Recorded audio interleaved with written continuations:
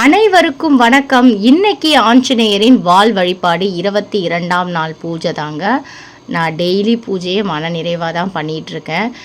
ரொம்ப உடம்பு முடியல அப்படின்னாலுமே ஆஞ்சநேயர் நம்மளை அந்த பூஜையை செய்ய வச்சுருவார். ஸோ நம்ம பயபக்தியோட எந்த செஞ்சாலுமே நம்ம நல்லபடியாக செஞ்சால் அது அவர்கிட்ட கொண்டு போய் சேர்க்கும். அன்னைக்கு நெய்வேத்தியமாக பார்த்திங்கன்னா பாலும் சக்கரவள்ளி கிழங்கு வேக வச்சுருந்தேன். அதுதான் அவருக்கு வச்சுருந்தேன். நேற்று சொன்ன பதிவுகளில் பார்த்திங்கன்னா அதை அப்படியே பாதியிலே நிப்பாட்டிட்டேன். நிஜமாகவே பார்த்திங்கன்னா நான் சடனாக ஒரு வீட்டுக்கு போயிருந்தேன். அந்த வீட்டில் பார்த்திங்கன்னா ரொம்ப அசுத்தமாக இருக்கும். நம்மளே போக முடியாது.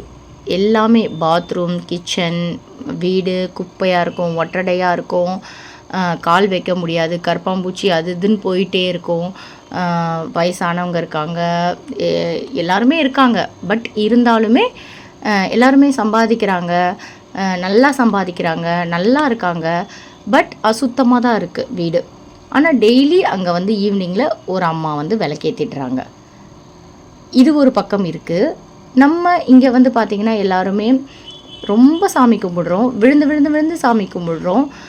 ஆனால் கஷ்டங்கள், துயரங்கள், துன்பங்கள் இப்படியே தான் நம்ம வாழ்க்கை போயிட்டுருக்கு. ஊர் சைடு பார்த்திங்கன்னா அங்கே ஒரு மாதிரியான வழிபாடுகள் இருக்குது. எனக்கு லிட்ரலி ரொம்ப கன்ஃபியூஷன்.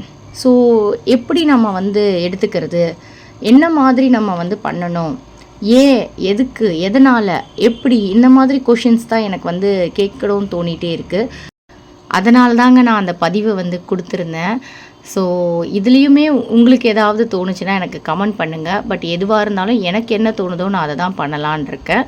எதை செஞ்சாலும் மனநிறைவாக பண்ணுங்கள். ஜெய் ஸ்ரீராம், ஜெய் ஸ்ரீராம், ஜெய் ஸ்ரீராம்.